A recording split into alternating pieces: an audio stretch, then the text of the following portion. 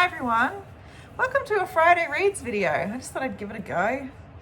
Friday Reads are some of my favourite videos to watch, so I thought incorporating it into my weekly schedule of videos would be heaps of fun. So here's the first one. We'll see if there's ever going to be another one. I have a small window of time where I have the house to myself to film this video. So I'm just doing it now, even though it's raining really heavily. So hopefully you can hear me over that rain. It's made all of our wood wet, so a fire tonight is going to be quite interesting. Let's talk books. So what I finished this week is Heat and Dust by Ruth Prowaja-Valla. So I didn't like this book.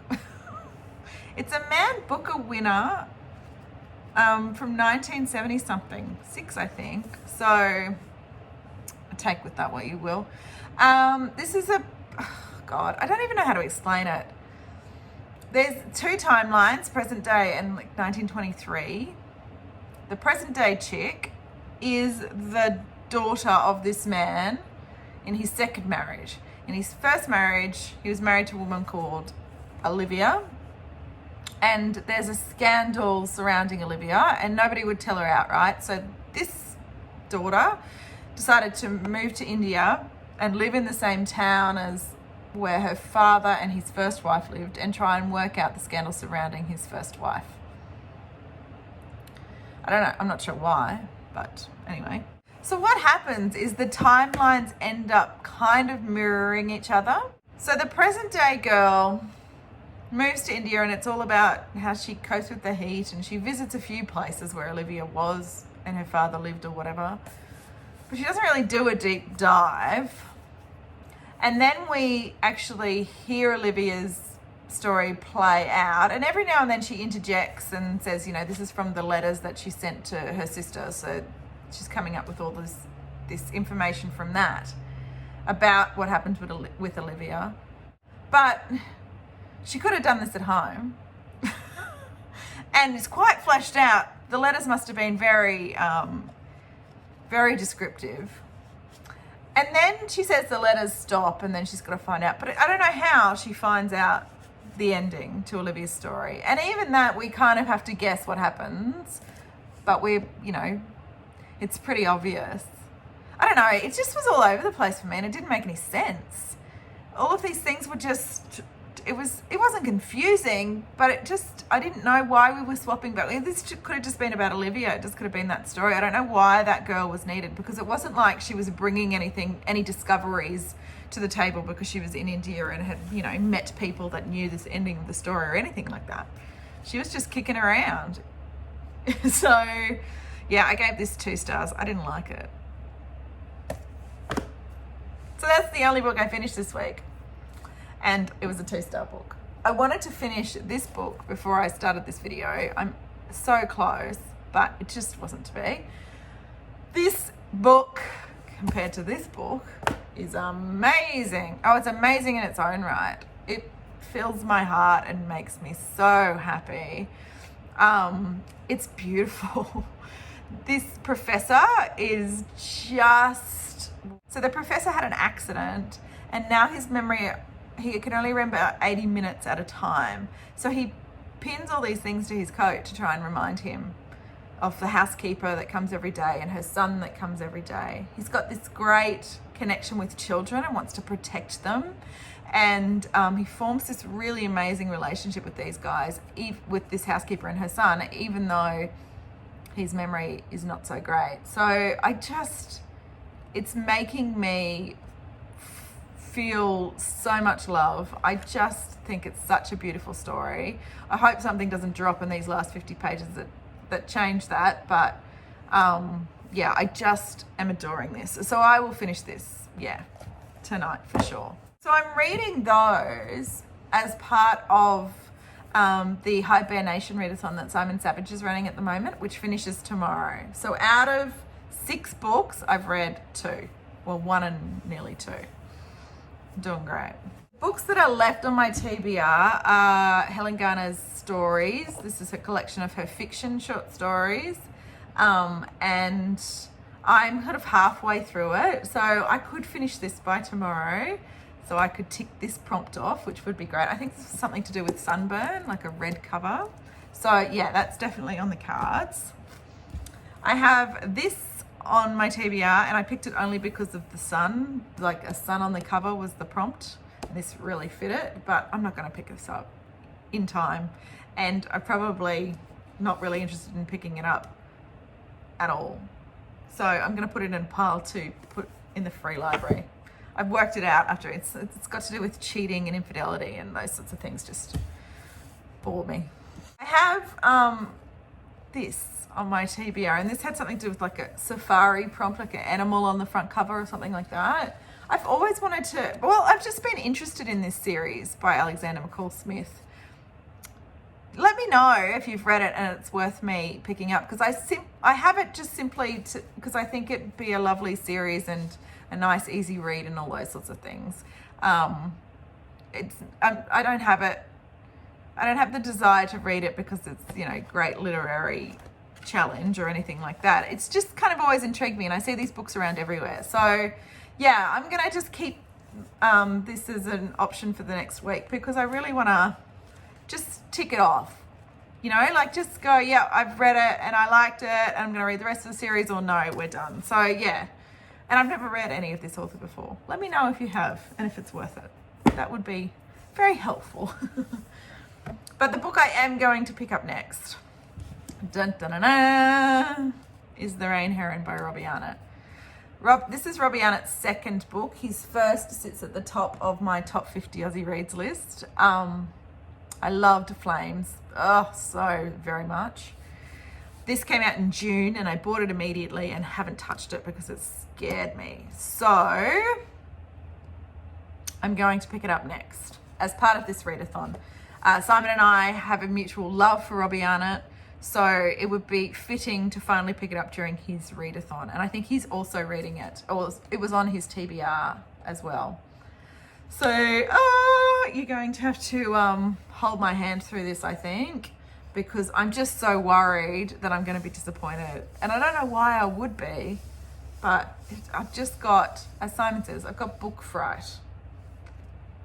But this will be my next read once I finish The Housekeeper and the Professor. So I am actually really looking forward to it now. So scary. Please let me love it. Okay, so that's kind of, for the next week, will kind of be these guys. I also picked off a few books for Women in Translation Month. Like, this is my ultimate month. It's female writers from different cultures sharing their stories with me, not their stories personally, but the stories that they create. So I really want to take part in it. The ones I picked off my shelf, hopefully I will get to. So the ones I've picked off my shelf are Isabel Allende's Daughter of Fortune. I've never read any of this author, and I think, if memory serves me, and I probably should have checked this, that she is one of the bonus prompts in the Reading Women's Yearly Challenge to read a book by this author. This is translated from the Spanish. So I would just like to read this author. And yeah, this was the one on my shelf. I have Flights. And I found this ages ago at a used bookstore. And it's, yeah, I think that this is another book where I just need to see if I'll like it or not. So it's not really up my alley, I don't think, but you never know. You never know. Let me know. No, don't let me know. Let me find out for myself. And then I'm going to start this book. Fitzy, my son, for Christmas, I think it was, he got let loose in a bookstore and got to pick any book he wanted. And this is the book he chose, The Eighth Life. And I didn't know anything about it. And then I started kind of seeing it around Booktube a lot, and people picking it up and enjoying it and raving about it. And yeah, I had it on my shelf. And Fitzy reminds me all the time that I haven't started the book that he bought for me. And I'm like, dude, it's, you know, how many pages is this? It's 934 pages long. Like, come on, give me a break, dude. But I think I'll use Women in Translation Month as a prompt to finally pick up this book and get Fitzy off my back, and also to find out what the hype's about, because apparently it's a cracker.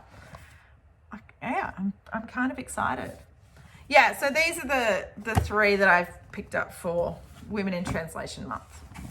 Hopefully, I will get to them in time before August finishes. But there you go. Ta-da! A Friday reads.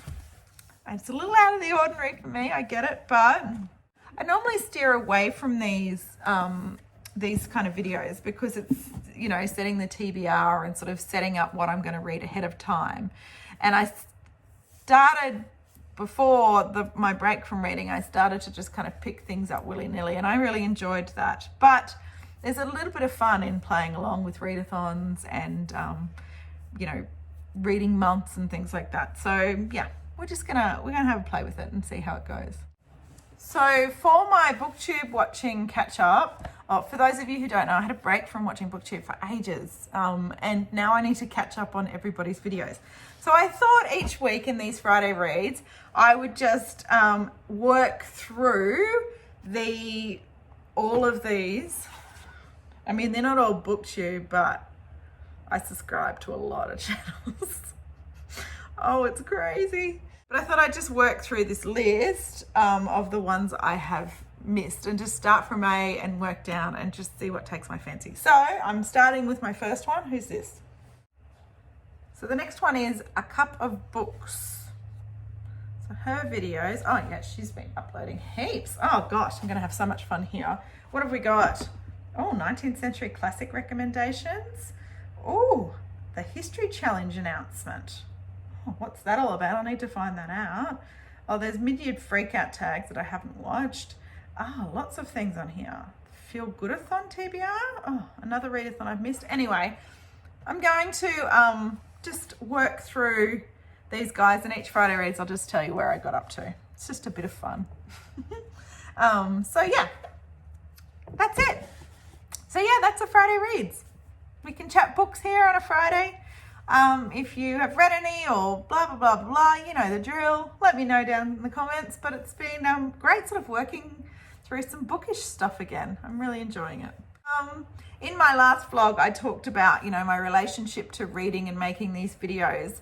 And then when the idea came up to do a Friday reads video, I was like, well, that kind of puts the pressure on. But I think if I haven't read any books, we can still just have a bookish kind of chat, because I'm always watching things and putting things on my want to read shelf in Goodreads or buying books. So I thought this might be a way that we can regularly catch up on a Friday and chat through the bookish stuff that I've been playing with through the week, whether that's reading a book or not. Anyway, it's a very big part of my loves, so sharing it with you will be wonderful. Okay guys, I'm gonna go and watch some Booktube, and I'll catch you in the next video. Bye.